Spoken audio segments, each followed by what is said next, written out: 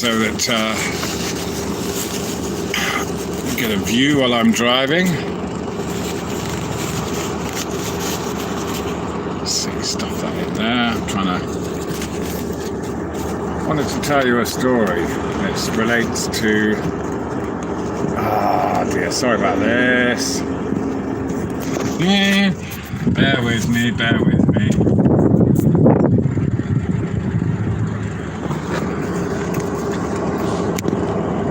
Thought I had it sussed. Hello, Boris Chops.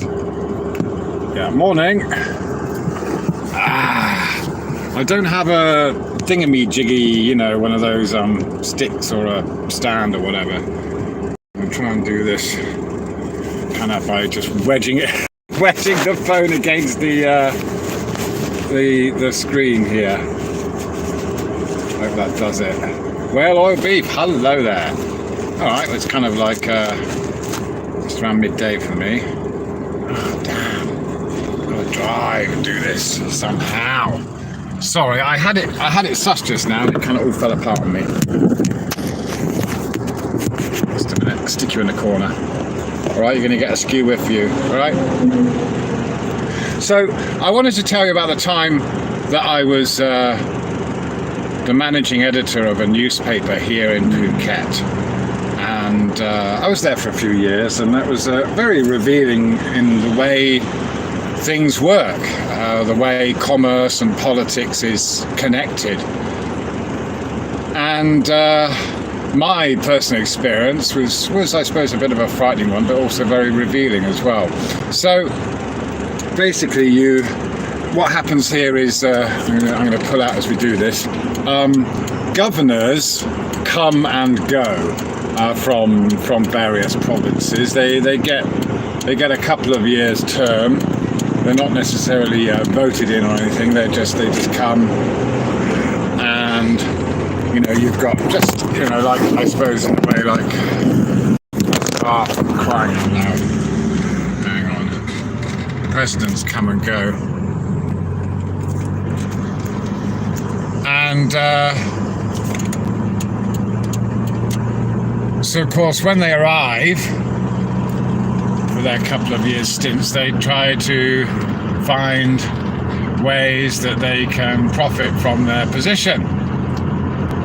Now, this is the main Complicity road here, and just now you saw a couple of the trees in the middle there, what do you call this, the central reservation, yeah? So this has always had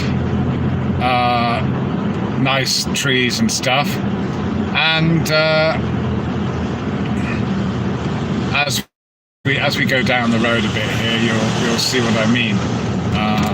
Now, so for years and years and years, it was like a lovely boulevard. There are all these lovely trees, different types of tropical trees in the central reservation there. Oh, I was trying to cross the road. Yeah. Now, the story I'm telling you is an example of just how complicit the media are a lot of the time, and how people in positions of influence and power can get away with it. So during this person's tenure, while I was the managing editor of the newspaper, when this governor came along, he announced that a certain type of palm tree was now officially, or the official tree of Phuket. And this was a bit of a bizarre kind of thing to proclaim, so how provinces have certain symbols, I can't remember if you're in Texas, is it an alligator or something like that? Because, or New Zealand has a kiwi, it's a national symbol. So he decided that the palmera tree was to be a symbol of Phuket. And henceforth, he had all these ancient trees pulled up from this central reservation along this road and replaced with these palm trees every few meters. Now, I wasn't au fait at the time of the real intent behind having these palm trees put in here. It's actually ridiculous because they have fruits which, they're like coconuts. They're big sugar palm trees, basically. So they have these big nuts that are like coconuts. They fall onto the road. So you'll see in a minute. This is just a bit of a congested area, but you'll see once we get down here what I'm talking about. So of course it turns out that he had a farm, a palm tree farm.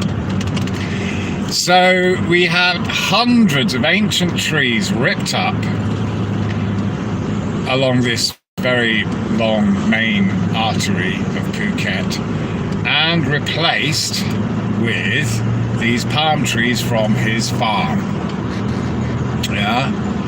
And of course I didn't know the actual connection there. You can see now coming up. We've got these palm trees. I didn't know the connection at the time. But all the other reporters, all the Thai reporters and the various media people, they knew exactly what was going on privately, but no one ever reported this. Now, when I was in the newspaper, so here we go. Yeah, you can see all these palm trees now. So these are replacements for what were lovely trees that were kind of creating this lovely boulevard effect. They would blossom and so now we have all these palm trees. So each one of these palm trees cost the province, I don't know, lots of money, inflated prices from the governor's private farm.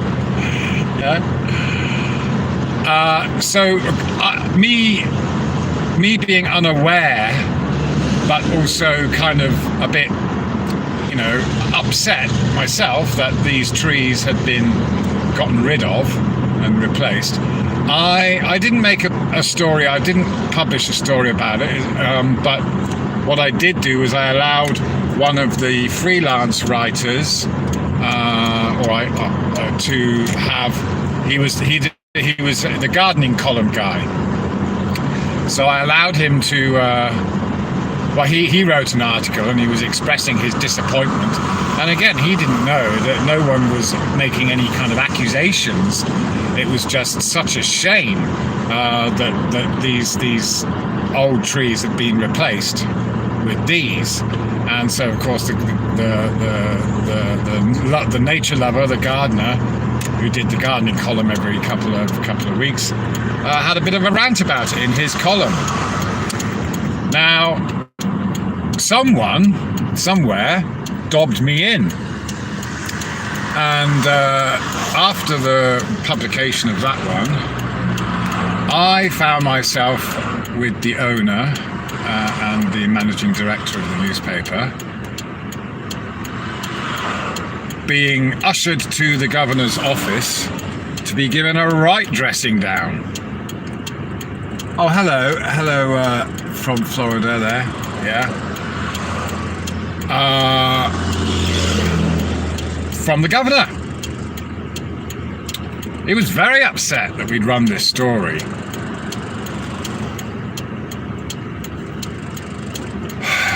And again, it wasn't a front page story. It was just buried in the features, and it was just a rant. It wasn't, and it wasn't making any accusations, but simply the fact that someone was expressing an opinion about that, how they were sad that, the trees had gone. Anyway, so you see, this was my taste of, what can happen in the political arena, even when you're not trying to get political, and even when you're not, but what it showed me was, of course, all these people in the media who knew exactly what was going on didn't say a dicky bird. Yeah? And they still, lapped up all the other stuff. And so, here I've seen there is very much a culture of kind of,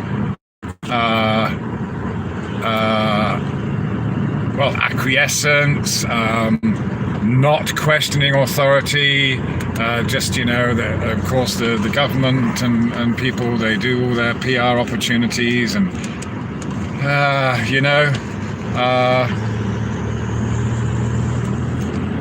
so I just wanted to give that as an example of how, and of course, then I had to run a story. I had to run a front page story then, praising the crap out of the governor and his wonderful palm trees.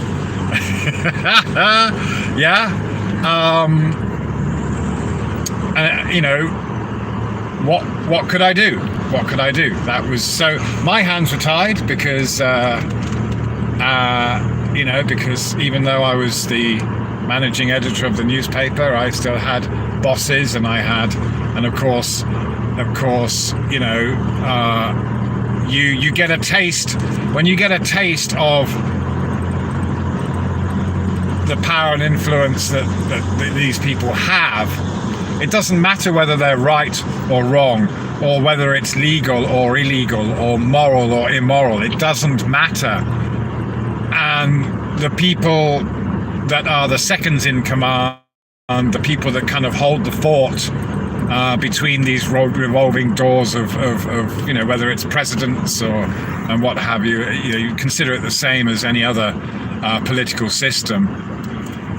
They, there's a certain, it doesn't matter whether the people inside agree or disagree with what's going on.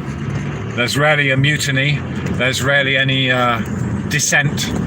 They just go along with whatever the new guy in charge says or does, whatever orders. So people can be disappeared. People can. I've talking about people's bank accounts being frozen. Hasn't happened to me, but I've seen that. Just the head of a school was able to order someone's bank account frozen. Sorry, I can't see what's being said in the chat because I'm driving and I haven't got my glasses on. Oh, it's a prison here, by the way. It's got a couple of thousand people in here, recently built.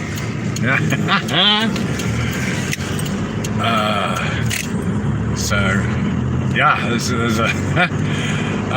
lot of criminals in the area.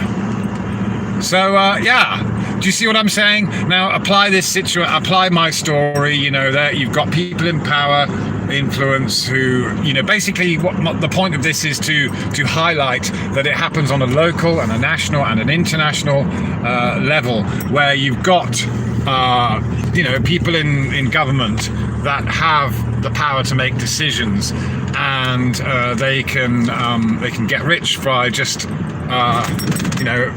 having an interest in some kind of product or service that is the government buys using the taxpayers' money. It's very, very simple. That's how the world works. That's how it is. That's what these politicians do. They're looking after their own interests, and just managing portfolios, and thankfully people do end up making good products and things like that, and they become of use, and there's progress and what have you, but it happens all over the world. Every culture, it doesn't, even if you're talking about communism, that's still how it all goes. Communism, capitalism, whatever, Leninism. It's all the same stuff, where you've got people, opportunists that will use their influence to for monetary gain or whatever. And usually that's kind of okay, isn't it? Live and let live. If you can wrangle something up, then great. But the problem, of course, comes when you force these things upon an unwitting and unwilling public. And what's worse is when these things are forced upon the unwitting and unwilling public, the media is supposed to be there telling you what's going on, pointing out the bleeding obvious, so that you can have some kind of informed consent, or to not consent because you got informed, because people were spreading, people were publishing information that helped you make a proper, get informed. But that doesn't happen. It doesn't happen with the media. Everyone's looking after their own interests, yeah? And they'll still, I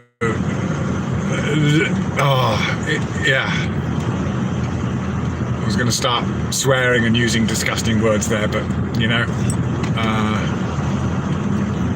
you see. So when we have the rollouts of the masks and the medicines, the gene therapy, yeah, this isn't about health.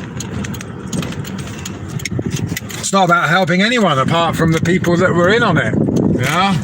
In fact, I'm putting together a video right now. It's quite a bit longer, but just the facts and figures. There's something like 3 million masks are discarded every minute around the world, turned into trash.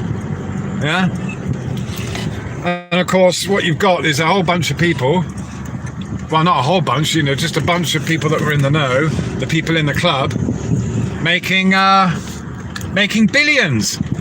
Lots of new billionaires now, just from PPE sales and masks and stuff, and of course the jibby jabba wabba as well. So anyway, that's my rant basically. I just wanted to highlight that kind of situation, and just how you can. That's the way it is, That's just the way it is. Hang on, let me just put my glasses on so I can read the chat. Hang on, Bob. What have we got here? Oh, right, we got. Mr. Big is very. Got verbal diarrhea there. Mallard, hello, quack, quack, waddle, waddle. Yeah, sucky situation it was. The earth is flat. It is indeed, Mr. Big Deal. You don't need to tell us that. Are you just trolling or what? YouTube, quick, let's talk about... good morning. War is happening. Take cover. Yeah, well, it is a constant... there's a constant war, and it's many battles. That's the thing. We have to be constantly vigilant about what's going on. Okay. Yeah. Save your soul while you can. Okay. Yeah, pray up. Well, oil, beef. 3 classes of citizens in Canada now. Compliant, non-compliant. Yeah. Russia at war. No, it's not. Russia's not at war. It's just saber rattling. Yeah. Okay, thank you all. So that's all really, guys. I just wanted to share that with you. It's that's the way it is, isn't it? And thanks for stopping by. We'll catch up soon. Cheerio for now.